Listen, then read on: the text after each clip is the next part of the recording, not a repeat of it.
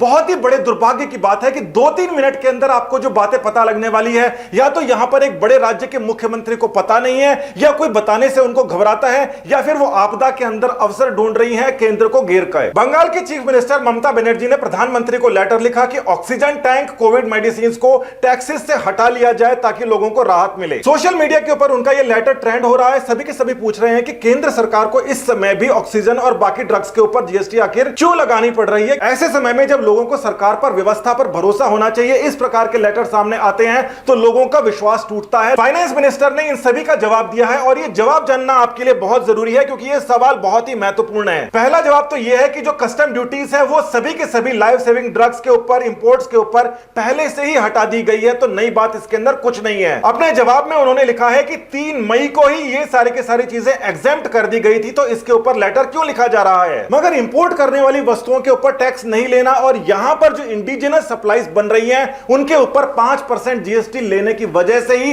उनके रेट्स कम है। अगर उनसे जीएसटी नहीं ली जाएगी उनके रेट्स बढ़ जाएंगे। इस बात को समझिए कि वैक्सीन अगर आज बन रही है तो उसके अंदर कुछ इक्विपमेंट्स लगे हैं और कुछ कंपाउंड्स उसके अंदर लगे हैं। अब यहां पर जो वैक्सीन है वो तो बना रही है कंपनी, मगर इस कंपनी को बनाने के लिए पहले जीएसटी पे करनी पड़ी थी। मान लीजिए 100 रुपए इसके ऊपर जीएसटी कंपनी ने पे की थी, इसके ऊपर की थी और इसके ऊपर जीएसटी पे की थी। मान लीजिए 10,000 रुपए की वैक्सीन बनाई जाती है, मगर इन 10,000 रुपए के अंदर पहले से कंपनी बनाने वाले ने 300 रुपए की जीएसटी पे कर रखी है। अब ये जो 300 रुपए है ये तभी उसको मिल पाएंगे जब इसके ऊपर उसको कुछ जीएसटी मिलेगी, तो उसका इनपुट यहां पर दिया जाएगा। कोई भी कंपनी आज के समय जो सामान बना के बेच रही है, उसको बनाने के लिए जो सामान लगता है उस सामान के ऊपर उस कंपनी ने जीएसटी पे कर रखा है, वो रिटर्न उसको नहीं हो सकता। कोई भी कंपनी जो वैक्सीन बना रही है, ऑक्सीजन कंसंट्रेटर बना रही है या कुछ और बना रही है, उसके लिए कंपनी पहले से ही 500 रुपए की जीएसटी पे कर चुकी है। अब अगर इस 10,000 के ऊपर 500 रुपए की जीएसटी ले ली जाती है तो ये कंपनी इसको इनपुट कर पाएगी और ये जो 500 रुपए की उसने जीएसटी पे करी थी यही उसको वापस मिल रही है। साधारण जनता को इस बारे में नहीं पता, उसका प्रोपेगेंडा बनाया जा सकता है, मगर दुकानदारों को पता है कि कोई भी सामान वो कहीं से लेता है,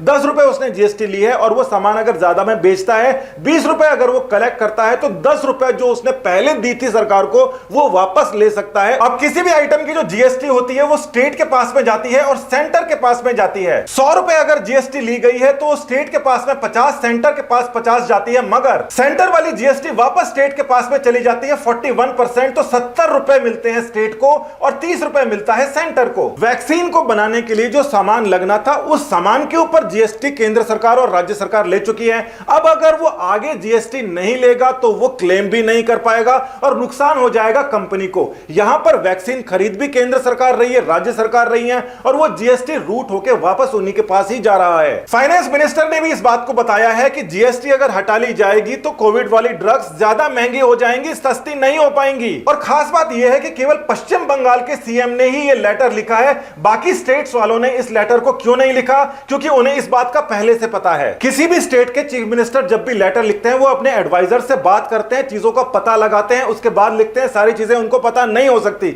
मगर पश्चिम बंगाल के अंदर इंडस्ट्रीज की इतनी खस्ता हालत क्यों है वो इस लेटर से पता लग सकता है। आजादी से पहले पश्चिम बंगाल बहुत ही ज्यादा अच्छा इंडस्ट्री के लिए हब हुआ करता था, वहां पे लोगों की लाइफस्टाइल अच्छी थी, मगर पहले कम्युनिस्ट सरकारों ने बहुत सारी स्ट्राइक्स वगैरह कराई जिसकी वजह से वहां बहुत सारी इंडस्ट्रीज चली गई। अब भी आप देख सकते हैं कि पश्चिम बंगाल का ग्राफ बाकी इंडिया के ग्राफ से इतना नीचे है। गुजरात, तमिलनाडु को अगर आप देखेंगे तो वो ग्राफ यहां जा रहा है। वैल्यू एडेड फैक्ट्रीज के अंदर भी पश्चिम बंगाल की जो हालत है आप देख सकते हैं कि कितनी खराब है। पूरे इंडिया की जो एवरेज है उससे भी काफी नीचे है, दूसरे स्टेट्स की तो बहुत ज्यादा ऊपर है। और इसका मुख्य कारण यह है कि पश्चिम बंगाल के अंदर इंडस्ट्रीज के लिए प्रॉपर एनवायरनमेंट नहीं है। भ्रामक मुद्दों को आगे करके लोगों को गुमराह करके वाहवाही बटोरी जा सकती है, वोट बटोरे जा सकते हैं, मगर डेवलपमेंट नहीं हो सकता। ममता बनर्जी का ये जो लेटर प्रधानमंत्री को लिखा गया है, फाइनेंस मिनिस्टर के जवाब आने के बाद में ऐसे लग रहा है जैसे कि उन्होंने ये जो लेटर लिखा है इसके अंदर क्या लिखा है उस बारे में उनको प्रॉपरली पता नहीं है, जो कि 3-4 मिनट के अंदर आप भी समझ चुके हैं। लोकतंत्र के अंदर वोट सबसे ऊपर होता है, मगर उसको भ्रमित नहीं करना चाहिए। असली मुद्दों के ऊपर आगे बढ़ना चाहिए। कोविड की सिचुएशन से हमको बाहर निकलना है। नमस्कार।